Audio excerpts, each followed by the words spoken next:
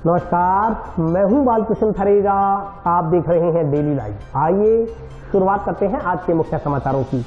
ठेका प्रथा समाप्त कर संविदा रूल्स में शामिल करने की मांग कर रहे संविदा एवं निविदा कर्मचारियों का कार्य बहिष्कार गुरुवार को दूसरे दिन भी जारी। नगर परिषद पर नीलामी में क्रय किए गए भूखंडों का कब्जा नहीं देने का आरोप, बोलीदाताओं ने जिला कलेक्टर को सौंपा ज्ञापन। मेघवाल समाज की शमशान भूमि के लिए आरक्षित भूमि पर अवैध कब्जा करने का आरोप, कार्रवाई की मांग को लेकर गांव धारिया के मेघवाल समाज ने एसडीएम को सौंपा ज्ञापन। पात्र होने के बावजूद इंदिरा गांधी स्मार्टफोन योजना के तहत मोबाइल फोन न देने का आरोप लगाते हुए कुछ महिलाओं ने अतिरिक्त जिला कलेक्टर को सौंपा ज्ञापन।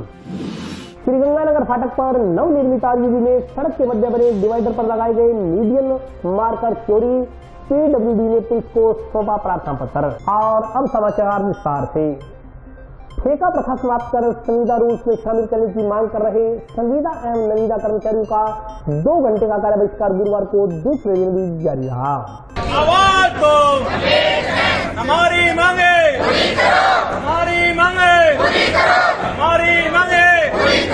ठेका प्रथा समाप्त कर संविदा रूल्स 2022 में शामिल करने की मांग कर रहे संविदा एवं निविदा कर्मचारियों का 2 घंटे कार्य बहिष्कार गुरुवार को दूसरे दिन भी जारी रहा। Computer operator, helper, LD, driver, guard व वार्ड बॉयज की ओर से सुबह 8 बजे से 10 बजे तक 2 घंटे कार्य बहिष्कार के कारण सुबह टाउन के राजकीय जिला चिकित्सालय में ओपीडी पर्ची नहीं बनने के कारण मरीजों व उनके परिजनों को परेशानियों का सामना करना पड़ा। 10 बजे काम पर लौटने पर काउंटर के पास पर्ची कटवाने वालों की भीड़ जमा हो गई। दूर दराज से आए मरीज व उनके परिजन 2-2.5 घंटे तक कतार में लगे रहे। संविदा एवं निविदा कर्मचारी संघ पदाधिकारियों ने बताया कि वे चिकित्सा विभाग में पिछले 15 वर्षों से computer operator, helper, LT, driver, guard व वार्ड बॉयज के पद पर कार्यरत हैं। उन्होंने कोरोना काल में भी अपनी जान खतरे में डालकर आमजन की सेवा की थी। उन्होंने बताया कि राज्य सरकार ने बजट घोषणा के अंतर्गत ठेका प्रथा समाप्त कर संविदा रूल्स 2022 में शामिल करने की घोषणा की थी, लेकिन अभी तक उन्हें घोषणा के अनुरूप संविदा रूल्स 2022 में शामिल नहीं किया गया। इसके लिए कई बार राज्य सरकार को ज्ञापन प्रेषित किए गए, परंतु आज तक कोई कार्रवाई नहीं होने पर कर्मचारियों ने बुधवार से 2 घंटे का कार्य बहिष्कार शुरू किया। उन्होंने चेतावनी दी कि यदि उनकी मांग को नहीं माना गया तो मजबूरन बेमियादी समय के लिए पूर्ण कार्य बहिष्कार करने का कदम उठाना पड़ेगा। अब 2 घंटे हो गए खड़े हो, तो ये कोई नंबर नहीं लग रहा है, लाइन लग रही है पूरी लंबी। ठीक है, हमें जो परेशान हुई है, पता तो हमको चलता रहता है। कितना टाइम हो गया हमारे को, 2 घंटे हो गए यहाँ खड़े को। 2 घंटे से हड़ताल पर बैठे है, ये क्या करे इसके पास। अब लाइन लग रही है 3 किलोमीटर लंबी। आगे देखो सरी, हाँ बच्चे को दिखाना है, बुखार है बच्चे को, बहुत ही परेशानी हो रही है। सरकार है उनको कामयाबी करे, जल्दी करे काम रेक का। 1 घंटे हो गया, मैं पर्ची लेनी है हमारे घर में, कोई सुन में आप पूछी हो रहा था खड़े आप दिखा छू एक दिखा छू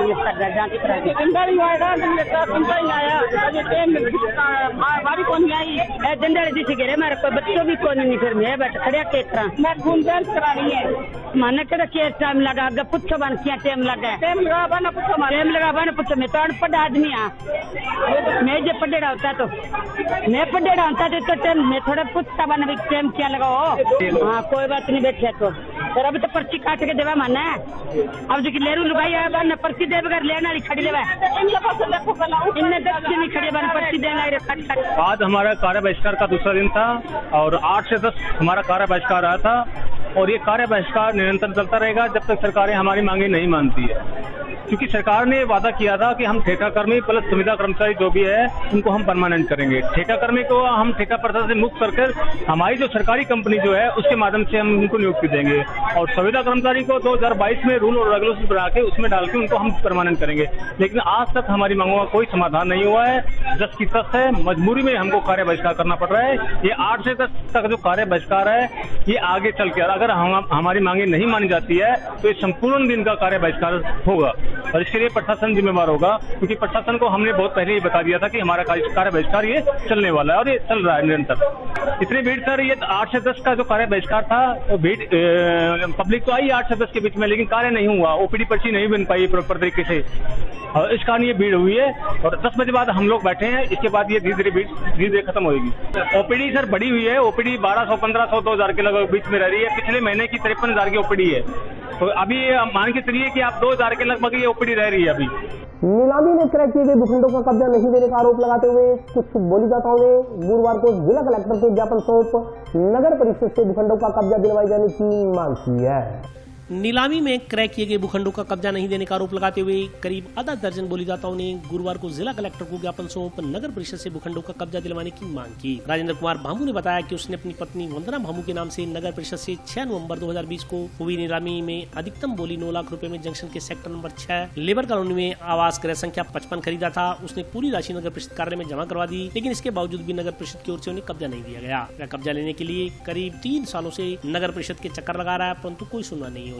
उसने सतर्कता समिति की बैठक में भी वाद दायर किया था, जो लंबे समय से प्रक्रियाधीन है। राजेंद्र भामू के अनुसार इसके अलावा भी कुछ लोगों ने नगर परिषद से भूखंड खरीदे थे, लेकिन उनको भी कब्जे नहीं दिए गए। आज हुई सतर्कता समिति की बैठक में भादरा से आए एक बुजुर्ग ने भादरा में कुछ लोगों द्वारा जोड़ पायतान की भूमि पर किए गए कब्जे के संदर्भ में मामला उठाया। उन्होंने कहा कि इस संदर्भ में उन्होंने जिला प्रशासन को तमाम कागजात उपलब्ध करवा दिए हैं, मगर कब्जा करने वालों के खिलाफ कोई कार्रवाई नहीं की गई। उल्टा उन्हें ही डरा धमकाकर चुप कराने का प्रयास किया जा रहा है। इसके अलावा संगरिया तहसील के गांव दीनगढ़ के ग्रामीण ने गुरुवार को जिला स्तरीय जन सुनवाई में जिला कलेक्टर को ज्ञापन सौंपा। मान सिंह पुत्र भूप सिंह जाट निवासी दीनगढ़ ने बताया कि उसने पट्टा बनवाने के लिए करीब 6 साल पूर्व 15 मई 2017 को प्रशासन गाँव संघ अभियान में आवेदन किया था। उस आवेदन पर गाँव के ही एक व्यक्ति की ओर से आपत्ति लगाई गई, जो हल्का पटवारी की रिपोर्ट के आधार पर निराधार पाई गई। इसके बावजूद ग्राम पंचायत सरपंच की ओर से उक्त प्रभावशाली व्यक्ति के दबाव में पट्टा नहीं जारी किया जा रहा। मान सिंह के अनुसार उसने ग्राम स्तरीय जन सुनवाई, ब्लॉक स्तरीय जन सुनवाई, जिला स्तरीय जन सुनवाई, प्रशासन गाँव के संघ अभियान 2022, महंगाई राहत कैंप 2023 में आवेदन किया, पर कहीं कोई सुनवाई नहीं हुई। ज्यादा दबाव पड़ने एवं लगातार पत्र व्यवहार करने के कारण ग्राम पंचायत की ओर से 6 वर्ष बाद 19 जुलाई 2023 को नोटिस देकर सूचित किया गया कि पट्टा फाइल के दस्तावेज अधूरे व अपूर्ण होने के कारण आवेदन निरस्त कर दिया गया। आवेदन निरस्त करने का जो कारण बताया गया, उनमें कहा गया कि दस्तावेज अधूरे हैं, पूरे नहीं है, 3 पंचों की कमेटी की रिपोर्ट नहीं है, प्रस्ताव में नहीं दिया गया है, आपत्ति लगी हुई है। जबकि जो भी कारण ग्राम पंचायत की ओर से आवेदन निरस्त करने के बताए गए हैं वह बिल्कुल निराधार है, क्योंकि उसने दस्तावेज पूर्ण कर नई फाइल ग्राम सचिव को जमा करवा दी है, आपत्ति का निस्तारण करवा दिया है, जिसकी पटवारी की रिपोर्ट साथ में संलग्न है। मान सिंह ने जिला कलेक्टर से मांग की कि जिला परिषद की टीम गठित कर संपूर्ण प्रकरण की जांच पड़ताल करवा 6 वर्ष से लंबित पट्टा प्रकरण का निस्तारण करवाया जाए।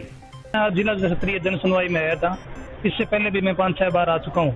मेरा एक पुराना प्रकरण है जी, पट्टा फाइल से संबंधित ग्राम पंचायत दीनगढ़ संगरिया से, जो लगभग 6 वर्षों से लंबित है। वो एक कोई प्रभावशाली आदमी है जी, जो अपने आप को बीजेपी का IT सेल का अध्यक्ष बताता है, उसके दबाव में मेरा पट्टा जारी नहीं कर रहे हैं।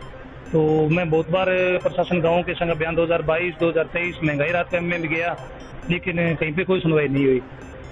तो मैं बार बार यहाँ पे चक्कर लगा रहा हूँ।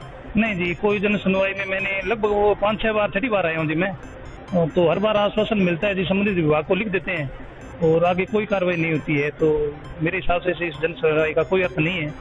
सही अर्थों में गरीब आदमी के अगर कोई सुनवाई नहीं हो रही है, अब बड़े आदमी है वो वहाँ पे जाके रोक देता है ग्राम पंचायत स्तर पे, तो आगे कोई कार्रवाई नहीं हो रही है। ये लास्ट बार है जी, उसके बाद देखेंगे। CM साहब की कोई जन सुनवाई बता रहे हैं, तो उसके बाद में प्रकरण को वहाँ पर लेके जाएंगे, अगर यहाँ पर इसका निस्तारण नहीं हुआ था। मैंने मेरे पत्नी के नाम वंदना भामू के नाम 6/11/2020 को नगर परिषद से प्लॉट खरीदा था। तो मैंने उसकी नीलामी के पूरे पैसे जमा भी करवा दिए, परंतु नगर परिषद द्वारा मेरे को न तो उनका कब्जा दिया गया है और न मेरे को पैसे वापस दे रहे हैं। मैंने उनसे निवेदन किया, भाई मेरे पैसे वापस दे दो, या मेरे को प्लाट का कब्जा दे दो, या मेरे को दूसरी जगह प्लॉट दे दो। तो इस मामले में वो कोई नई कार्रवाई कर रहे हैं जी। पैसे भी जब्त कर लिए हैं। और यहाँ कलेक्टर साहब के मैंने यहाँ सतर्कता मीटिंग में लगभग 1 साल से मेरी शिकायत विचाराधीन है। मैं हर महीने यहाँ आता हूँ और शिकायत में मेरे को मात्र आगे की तारीख दी जा रही है, कोई कार्रवाई नहीं। जी सर, वहाँ जिस टाइम ऑक्शन की थी उस टाइम नगर परिषद ने ऑफिस में बैठकर ऑक्शन की थी, और जो उन्होंने मौखिक जो साइड बताई थी वो तो उन्होंने ये बताई थी साइड खाली है, उसके हिसाब से हमने प्लॉट क्रय कर लिए सर। और वहाँ मौके पर अब देखा तो वहाँ मौके पर आकर हमने देखा निशान मांगे तो वहाँ कब्जा था। CM साहब ने अभी यही कहा है जी, हमें 30 तारीख के बाद जल्दी ही फोर्स समय उपलब्ध हो जाएगी, फोर्स लगाकर हम तुड़वा देंगे। परंतु ये अभी फोर्स गोगामेड़ी मेले में है, अभी दीपावली आ गई, अभी होली आ गई, ये 3 सालों से ही सर आगे कार्रवाई चल रही है। परेशान तो काफ़ी परेशान है। जो आदमी प्लॉट खरीदता है वो उधर के ब्याज भी हमें बैंक से पड़ रहा है और किराया भी हमें देना पड़ रहा है, तो आर्थिक मानसिक रूप से पूरे परेशान है। वहाँ लगभग 6 प्लॉटों का मामला है, 6 प्लॉट है, 6 के 6 हम यहाँ आज हम 4 आदमी तो आज ही और आए हैं। अभी मौके पर ही हम 4 आदमी आए हुए हैं और बाकी 2 आए नहीं, वो आ जाते हैं, कभी आ जाते हैं, वो भी परेशान हैं। सभी के साथ एक जैसी स्थिति। में जोड़ और जोड़ पायतन पर ढोकिया परिवार का 19 बीघा पर कब्जा है। और उसका टोटल रिकॉर्ड मैंने यहाँ दे दिया और उसके खिलाफ कार्रवाई करने की बजाय मेरा गला कटवाने के लिए एसडीएम था भादरा में और धर दिया था डीएसपी। उन्होंने ये मेरा गला कटवाने के लिए उनको कहा कि आप इसका भी मेड़ दो, तो उन्होंने मेरे खिलाफ ही मुकदमा और दर्ज किया। वो तो एसपी साहब और एडिशनल एसपी साहब नूर वो दयालु मान लो या मेरे को जानते थे कि ये सही है कि गलत है, उन्होंने उस पर एफआईआर लगा दी। नहीं तो मेरा ही गला काट रहा है, मेरे खिलाफ ही मुकदमा। यहाँ यही शिकायत दी कि 19 बीघा पर इनका कब्जा है, टोटल रिकॉर्ड मैंने दे दिया और ये रिकॉर्ड के बावजूद भी वो कभी तो कहते हैं हमारे पास रिकॉर्ड नहीं है, कभी कुछ बहाना बनाते हुए 21 से शिकायत कर रही है। 2021 जनवरी 2021 से शिकायत कर रही है और इन दोनों दफ्तरों के बीच में चल रही है। अब इस मैडम के आने के बाद में तो फिर भी थोड़ी गति पकड़ी है। मेरे को तो लगा नहीं है, कह रहे हैं कि 19 बीघा की वापिस रिपोर्ट मंगाएंगे। अब कब रिपोर्ट आएगी, उनका मौके पर कब्जा है, वो मौके पर फायदा ले रहे हैं जोट पाइथन का, उनके खिलाफ कोई कार्रवाई नहीं है। कह रहे हमने तो तवान की कार्रवाई की। तवान बताओ एक बार कभी लगाया है क्या? 97 से और 92 से इनका कब्जा है और खारिज रकबा है उस पर कब्जा है और फिर भी आज तक एक पैसा तवान का नहीं लगा। पूरी फसल ये ले जाते हैं, कुर्ती तवान कुछ भी नहीं, इनको बड़ी सुविधा दे रखी है। शमशान भूमि के लिए अधिकृत जगह पर अवैध कब्जा कर मेघवाल समाज के दबे शवों पर मिट्टी डालकर पक्के चौके लगाने का कार्य करने से रोकने की मांग को लेकर गांव ढालिया के मेघवाल समाज ने एसडीएम को ज्ञापन सौंपा। शमशान भूमि के लिए अधिकृत जगह पर अवैध कब्जा कर मेघवाल समाज के दबे शवों पर मिट्टी डालकर पक्के चौके लगवाने का कार्य करने से रोकने की मांग को लेकर चक 37 एनजीसी ढालिया के मेघवाल समाज के नागरिकों ने गुरुवार को उपखंड अधिकारी को ज्ञापन सौंपा। उन्होंने ग्राम पंचायत सतीपुरा के सरपंच पति पर भी मृतकों के शवों को दफनाने की बजाय दाह संस्कार करने के लिए दबाव बनाने का आरोप लगाया। चक 37 एनजीसी ढालिया निवासी मेघवाल समाज के नागरिकों ने बताया कि उनके समाज में मृत व्यक्तियों का दाह संस्कार नहीं कर शव को दफनाया जाता है। उन्होंने आरोप लगाया कि गांव सैजीपुरा के मौजूदा सरपंच पति की ओर से मेघवाल समाज को धमकी दी जा रही है कि अगर वे मृतक लोगों का दाह संस्कार नहीं करेंगे तो ठीक नहीं रहेगा, इससे और अधिक जमीन की जरूरत पड़ेगी। सरपंच पति की ओर से यह कहकर मेघवाल समाज की धार्मिक भावनाओं को ठेस पहुंचाई जा रही है। ग्रामीणों के अनुसार सरपंच पति के अलावा गांव ढालिया के एक समुदाय विशेष के लोग भी उन्हें बार बार धमकियां दे रहे हैं। उन्होंने बताया कि मेघवाल समाज पिछड़ा हुआ समाज है जो अनुसूचित जाति के तहत आता है। इस समाज की आर्थिक स्थिति सही नहीं है, वे दिहाड़ी मजदूरी कर अपना व अपने परिवार का पेट पालते हैं। उनके समाज की यह समस्या काफी पुरानी है। इस समस्या के समाधान के लिए रणजीत सिंह, करतार सिंह, निशान सिंह ने 4 बीघा भूमि शमशान भूमि के नाम पर खरीद कर दी थी। उस 4 बीघा जमीन में से उक्त लोगों की ओर से केवल मात्र 1 बीघा जमीन तबादला में दी गई थी। शेष 3 बीघा जमीन अपने कब्जा में ले ली। इसी प्रकार किला नंबर 21 जो नाली बेल्ट में मौजूद है, जो शमशान भूमि के नाम था,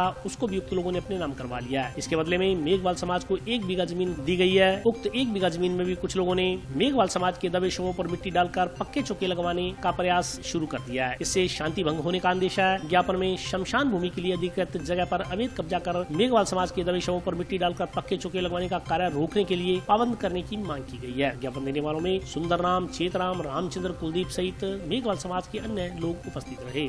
कब्रस्तान दा जगह है जो शमशान भूमि दी वो विघा एक है। वो सरदार अद्धे विघे च भर्ती पाउणी चाहुंदे, अद्धा वैसे छड्डदे है, चौंके लाउणे चाहुंदे, असीं दफनाउने आ, वो संस्कार करदे है। या तो पूरे विघे च भर्ती पाउण या वो अद्धे च भी ना पाउण। ग्राम पंचायत सतीपुरा, पिंड ढालिया चक मंग ये करिए जी, या तो पूरे विघे च भर्ती होनी चाहिए या अद्धे च भी ना होनी चाहिए। पात्र होने के बावजूद इंदिरा गांधी स्मार्टफोन योजना के तहत मोबाइल फोन न देने का आरोप लगाते हुए कुछ महिलाओं ने अतिरिक्त जिला कलेक्टर को ज्ञापन सौंपा।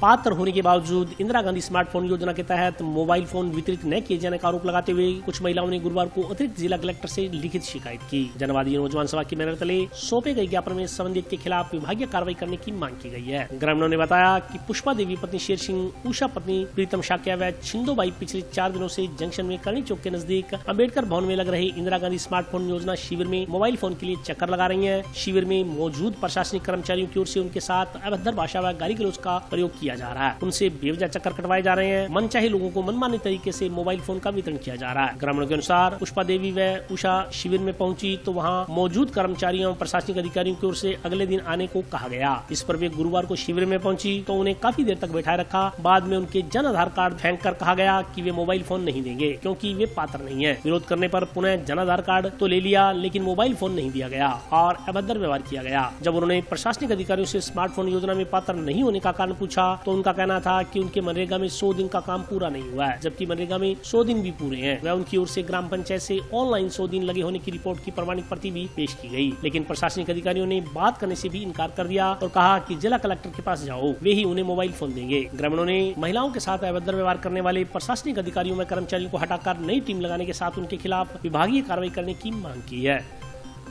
भी ਅੱਜ 4 दिन हो गया, चौथा दिन हो गया मैं ਤਾਂ ਦੀ ਨੂੰ ਮੈਨੂੰ ਨਹੀਂ ਇਹਨਾਂ ਨੇ ਫੋਨ ਦਿੱਤਾ ਨਹੀਂ ਕੁਛ। ਅੱਜ ਵੀ ਮੈਂ ਆਈ ਹਾਂ ਤਾਂ ਕਹਿੰਦੇ ਪਰਚੀਆਂ ਬੰਦ ਹੋ ਗਈਆਂ। ਹੁਣ ਇੰਨੀ ਦੂਰ ਚੱਲ ਕੇ ਆਣੇ ਲੇਟ ਹੋ ਜਾਂਦੇ ਆ, ਪਰਚੀ ਤਾਂ ਬੰਦ ਪਹਿਲਾਂ ਹੀ ਕਰਦੇ ਨੇ 9 ਵਜੇ ਪਹੁੰਚੇ ਹੀ ਨਹੀਂ ਜਾਂਦਾ। 10 ਵਜੇ ਬੱਸ ਮੈਨੂੰ 11 ਵਜੇ ਮਿਲੀ ਹੈ, ਮੈਂ ਇੱਥੇ ਆ ਗਿਆ 11:30। ਹੁਣ ਮੈਨੂੰ ਉਹਨਾਂ ਕਹਿਤਾ ਵੀ ਤੈਨੂੰ ਕੁਛ ਵੀ ਨਹੀਂ ਮਿਲਦਾ, ਤੜਕੇ ਆ ਜਾਈਂ 9 ਵਜੇ। ਤੜਕੇ 9 ਵਜੇ ਆਇਆ ਨਹੀਂ ਜਾਂਦਾ ਮੇਰੇ ਕੋਲ ਤੇ ਵਿਧਵਾ ਮੈਂ, ਮੈਨੂੰ ਫੋਨ ਨਹੀਂ ਦਿੰਦੇ। अब कहता कि तुसी तड़के आ जाओ।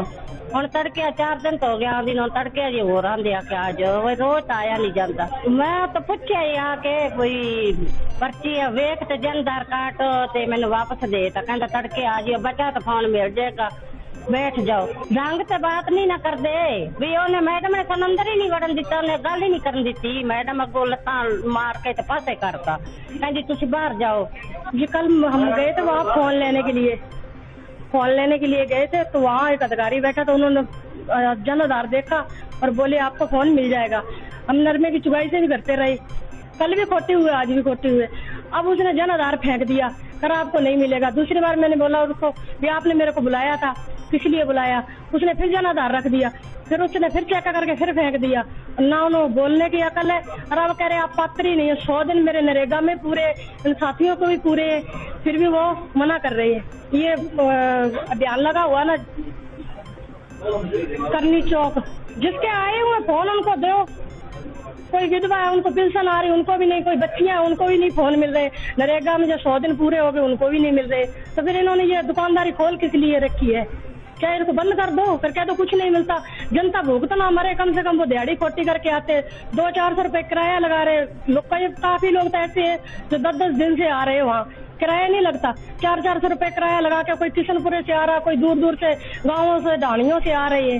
बोलने की अकल नहीं है, क्या करोगे? नहीं मिलेगा, नहीं है तो पात्र नहीं है। तो हमने पंचायत समिति से वो भी कागज भी ले आके दे दिए, 100 दिनों के कागज पूरे ले आके दे दिए, तो भी नहीं मान रहे। वो कह उन्होंने ले लिए कागज, वो कह रहे हैं कि हम जांच करेंगे। और अभी वक्त ब्रेक का, हाजिर होता हूँ छोटे से ब्रेक के बाद।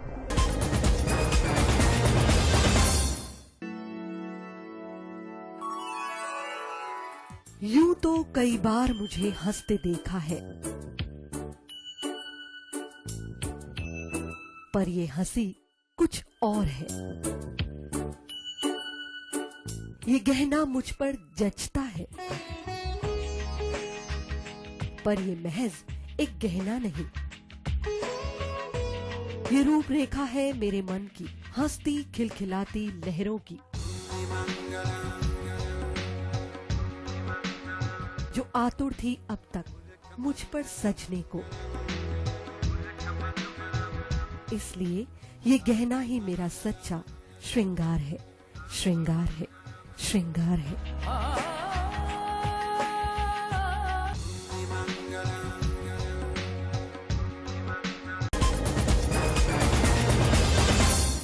ब्रेक के बाद स्वागत है। आइए नजर डालते हैं अगले समाचारों पर। टाउन पुलिस थाना में दर्ज मारपीट के मामले में जांच अधिकारी पर कार्रवाई नहीं करने का आरोप लगाते हुए परिवादी पक्ष ने पुलिस अधीक्षक को ज्ञापन सौंपा। युवक पर हमला कर उसे घायल करने के संदर्भ में टाउन पुलिस थाना में दर्ज मामले में जांच अधिकारी पर कार्रवाई नहीं करने का आरोप लगाते हुए परिवादी पक्ष ने मोहल्ले वासियों के साथ मिलकर पुलिस अधीक्षक कार्यालय पहुंचकर पुलिस अधीक्षक को ज्ञापन सौंपा। देशराज पुत्र दरबारा राम भाट निवासी मुखर्जी कॉलोनी ने बताया कि गत दिनों कुछ लोगों ने उसके पुत्र मुकेश पर जानलेवा हमला किया था, उसे बंदी बनाकर चोटें मारी थी। इसके संदर्भ में टाउन पुलिस थाना में FIR संख्या 691 दर्ज है, परंतु जांच अधिकारी की ओर से अभी तक इस मामले में आरोपियों के खिलाफ कोई कार्रवाई नहीं नहीं की गई है। उन्होंने आरोप लगाया कि मारपीट करने वाले आरोपी खुलेआम घूम रहे हैं और धमकियां दे रहे हैं कि घर से बाहर निकलने पर जान से मार देंगे। आरोपी रोजाना उनके घर के बाहर हंगामा करते हैं। इस कारण वह तथा उसके परिवार के सदस्य डर के माहौल में जी रहे हैं। उन्होंने बताया कि संदर्भ में भी टाउन पुलिस थाना में सूचना दी गई, उल्टा पुलिस कर्मियों ने उसे ही डरा धमकाकर वापस भेज दिया। देश रात के अनुसार आरोपी पक्ष के लोग आपराधिक प्रवृत्ति के हैं, जो हमेशा हथियारों से लैस रहते हैं। उन्हें जान का खतरा बना हुआ है। उन्होंने आरोपियों को गिरफ्तार करने के लिए जांच अधिकारी को आदेश देने की मांग की। और वहाँ बच्चा हमारे जो बाजार से आ रहे हैं घर, तो चौक से उठा के ले गए बच्चों को, वहाँ चौक को मारा, फिर घर के आगे मारा, उसके बाद घर के अंदर डाल के मारा है और बच्चों को मार मारे कहता तुम्हारे बच्चों की लाश बना दी और अपनी लाश उठा ले जाओ। हमारे किसी को पता नहीं, घर में पूरे मोहल्ले वाले देख रहे थे बच्चों को गलत मार रहे हैं। पूरा मोहल्ला अपने साथ है, वीडियो उन्होंने बनाई हमारे बच्चों को मार पीट के, बोले हम तो ऐसे गुंडे ऐसे मारते हैं, दोबारा फिर मारेंगे। धान का आसमान के लोग थे, कम से कम 20-30 आदमी मारने वाले थे, बकेंदे आदमी थे। 6 तारीख की घटना रात को थी। वो उस दिन बस बच्चे आ रहे थे बाजार से देखे, जहाँ किसी की देखे आ रहे रास्ते में आ रहे, रास्ते में आगे उठा लिया। वो तो 5-7 तो इसको जो घर वाले थे वो 2-3 साथ में थे, बाकी अन्य लोग और उन्होंने बुलाए थे बच्चों को मारने के लिए। 7 मुलजे में 7 मुलजे में बाकी अन्य लोग थे। जानते हैं, पड़ोस रहते हैं, कोई दिक्कत नहीं है, कोई झगड़ा नहीं, हमारे को लड़ाई नहीं, कोई दंगा नहीं है। एसपी पास आए आज, हमारे को सुनाई नहीं वहाँ पे। आज 6 तारीख की बात है, आज 21 तारीख होगी ना। गिरफ्तार किया कुछ हमारे को सुनाई नहीं हो रही है। वो पैसे देके और बाहर घूम रहे हैं खुले। हमारे को वापस एक आ गया था, गाली को छोड़ते रहे कि हम पहले मारे दोबारा फिर मारेंगे तुम्हारे को। जंक्शन स्थित बाबा रामदेव मंदिर में 10वीं पर आयोजित होने वाले मेले के लिए आज प्रचार रथ को रवाना किया गया। जंक्शन स्थित बाबा रामदेव धाम में भादवा सुदी दशमी पर आयोजित होने वाले धार्मिक कार्यक्रमों के प्रचार प्रसार के लिए गुरुवार को विधिवत पूजा अर्चना के पश्चात बाबा रामदेव के जयकारों के साथ प्रचार रथ को रवाना किया गया। भादवा सुदी दशमी के उपलक्ष्य में 25 सितम्बर को मेला लगेगा। इससे पूर्व 24 सितम्बर नवमी को जागरण आयोजित होगा। इसमें भजन गायकार जस्सी राजस्थानी बाबा के भजनों का गुणगान करेंगे। आयोजन समिति सदस्यों ने बताया कि दशमी के उपलक्ष्य में 25 सितंबर को पूरा दिन मेला लगेगा व शाम को बाबा की महाआरती होगी। इस आयोजन में विशेष आकर्षण का केंद्र मंदिर की रंग बिरंगी लाइटों से की गई सज्जा रहेगी। उन्होंने बताया कि भादवा सुदी दशमी के उपलक्ष्य में हर साल हजारों श्रद्धालु बाबा के दरबार के समक्ष मत्था टेक कर मनोतियां मांगते हैं। इस मौके पर शिवपाल सिंह पंवार, मोनू, यतेंद्र गुप्ता, साहिल सारवान, कालूराम शर्मा, हिमांशु, लखन, पवन सिंगला, हरिकृष्ण, सुशील जुडानी, सोनू, ईशु, उमेश, लालचंद, जतिन सहित अन्य श्रद्धालु मौजूद रहे। आज श्री बाबा रामदेव मंदिर सेवा समिति के द्वारा जो आने वाली 24 सितंबर है, इसको नवमी का जागरण होएगा और दशमी को मेला भरा जाएगा। इसके लिए शहर में और आसपास के गांवों में प्रचार रथ को भेजा जा रहा है, जिसके माध्यम से लोगों को जानकारी मिलेगी प्रोग्राम की। और सभी शहरवासियों से निवेदन है कि सभी जने इस कार्यक्रम के अनुसार आएँ, बाबा रामदेव जी का आशीर्वाद प्राप्त करें। कार्यक्रम ये रहेगा, मुख्य आकर्षण का केंद्र लाइट डेकोरेशन रहेगा और जागरण होगा, वो पूरी रात्रि चलेगा। और अगले दिन है मंगला आरती होएगी, मंगला आरती के बाद भोग आरती होएगी, भोग आरती के बाद शाम को 7:15 बजे बाबा की महाआरती होगी और उसके बाद मेले का समापन होगा। कार्यकर्ता में बहुत उत्साह देखने को आप मिल रहा है, बहुत ही लगन से लगे हुए हैं सभी कार्यकर्ता, कई दिनों से लगे हुए हैं कैसे भादवा मेले को सफल बनाया जाए। 639वां भादवा मेला है जो कि दूध से लेकर दशमी तक चलता है। बहुत ही अच्छा प्रोग्राम है यहाँ पे। श्रीगंगानगर फाटक पर नवनिर्मित डबल बॉक्स आरयूवी में सड़क के मध्य बने डिवाइडर पर लगाए गए मीडियन मार्कर अज्ञात लोग चोरी कर ले गए। पीडब्ल्यूडी विभाग ने पुलिस को प्राथमिक पत्र सौंप चोरों को तलाशने की मांग की है। श्री गंगानगर फाटक पर नवनिर्मित डबल बॉक्स आरयूवी में सड़क के मध्य बने डिवाइडर पर लगाए गए मीडियन मार्कर अज्ञात लोगों ने चोरी कर लिए। डिवाइडर पर लगाए गए मीडियन मार्कर के आधे मीडियन मार्कर चोरी हो गए। सार्वजनिक निर्माण विभाग के अधिकारियों ने आरयूवी का निरीक्षण किया तो इसका पता चला। इस संदर्भ में मुकदमा दर्ज करवाने के लिए पीडब्ल्यूडी अधिकारी की ओर से जंक्शन पुलिस थाना प्रभारी को पत्र लिखा गया है। सार्वजनिक निर्माण विभाग के सहायक अभियंता सचिन वधवा ने बताया कि हनुमानगढ़ श्री गंगानगर रोड पर बने रेलवे फाटक पर विभाग की ओर से मुख्यमंत्री बजट घोषणा में स्वीकृत डबल बॉक्स आरयूवी का निर्माण करवाया गया। इस कार्य में सड़क के मध्य डिवाइडर पर 300 मीडियन मार्कर लगाए गए थे। इसमें से लगभग 150 मीडियन मार्कर अज्ञात व्यक्तियों की ओर से चोरी कर दिए गए। उन्होंने अज्ञात व्यक्तियों के खिलाफ मुकदमा दर्ज कर चोरी शुदा मीडियन मार्कर बरामदगी की मांग पुलिस से की है। दूसरी ओर उद्योगपति जयपाल जैन ने सार्वजनिक निर्माण विभाग पर पुल की सुरक्षा में कोताही बरतने का आरोप लगाते हुए कहा कि पुल के उद्घाटन के समय सार्वजनिक निर्माण विभाग ने इसे सबसे बढ़िया पुल बताया था, जबकि अब इसकी हकीकत खुलकर सामने आ रही है। उन्होंने कहा कि जो समय समय बीत रहा है, पुल के अंदर किया गया रंग उड़ रहा है। इतना ही नहीं, यहाँ लगाए गए रिफ्लेक्टर भी खुर्द-बुर्द हो गए हैं। उन्होंने कहा कि इसके निर्माण में घटिया निर्माण सामग्री का उपयोग किया गया है, जिससे अभी से इसकी सड़क भी टूटनी शुरू हो गई है। निरीक्षण के दौरान पाया, एक्चुअली हमने जो मीडियन मार्कर लगाए थे वो कुछ अज्ञात आदमियों के द्वारा उनको चोरी कर लिया गया है। तो उसके लिए हमने एक थाने में एक एप्लीकेशन भी दी थी, जिससे कि अज्ञात आदमियों के खिलाफ कोई कानूनी कार्रवाई हो सके। वो नगर परिषद का एरिया है बेसिकली, तो नगर परिषद द्वारा ही करा जाएगा। एंगल की तो कोई ऐसी सूचना नहीं है। ये अंडरपास जो बना है, पहले तो फ्लाईओवर बनना था, फ्लाईओवर को रिड्यूस करके अंडरपास बना दिया गया और अंडरपास जो है अभी कुछ ही देर पहले बना है। 1 जून के उद्घाटन हुआ तो उस समय ये कहा गया कि ये सबसे बढ़िया पुल बना है। पुल बनने के बाद में अब इसकी क्वालिटी बोलने लग गई है, जगह जगह से इसका रंग उखड़ गया और तो और इसकी सुरक्षा का कोई ऐसा ध्यान नहीं रखा गया। जितने भी रिफ्लेक्टर लगे हुए हैं अंडरपास में वो सारे गायब हुए पड़े हैं। इसके साथ में कुछ जगह पर जो एंगल्स बोर्ड लगे थे वो भी गायब हैं। तो इन चीजों को देखना चाहिए था पीडब्ल्यूडी को कि अगर ये मॉनिटरिंग नहीं करेंगे तो ये सारा पुल भी उखड़ जाएगा एक दिन। हमने ये आवाज उठाई थी कि हर जगह पर ये नियम है कि सरकार घोषणा करती है 1-1 बूंद पानी बचाओ, और यहाँ इसकी छत पर जितना पानी आता है वो सड़कों पर भर के सड़कों को और तोड़ने लग गया।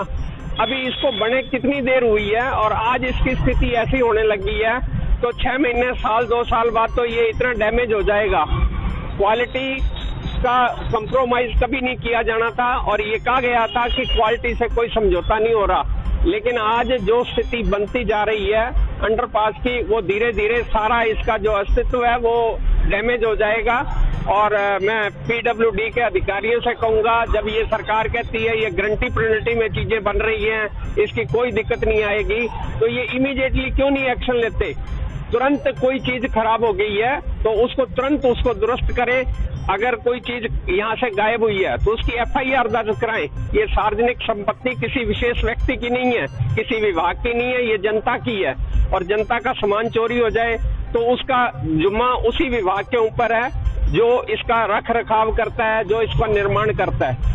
पीडब्ल्यूडी को चाहिए कि इमीडिएटली ये जितने भी रिफ्लेक्टर गायब हुए हैं, किन कारणों से, कौन लेके गए हैं, जगह जगह पर जो उन्होंने बोर्ड लगाए थे, जगह जगह पर जो सामान लगाया गया था वो अस्तित्व में है या नहीं है, इसका अवलोकन करें। और ये अंडरपास की सफाई की व्यवस्था की हर समय जरूरत रहती है, क्योंकि धूल मिट्टी उड़ती है वो साइडों में खड़ी हो जाती है।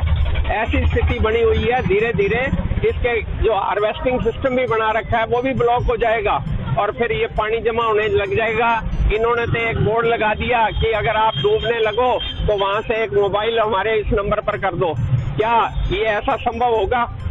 इसलिए हम इस पुल की जो स्थिति है आज ये मौके पर हम बता रहे हैं कि भी इसका समाधान होना चाहिए, ताकि जनता को जो इतना पैसा लगा वो व्यर्थ न जाए, उसका लाभ मिलता रहे। और आज के लिए बस इतना ही। कल फिर हाजिर होता हूँ नए समाचारों के साथ, तब तक के लिए नमस्कार।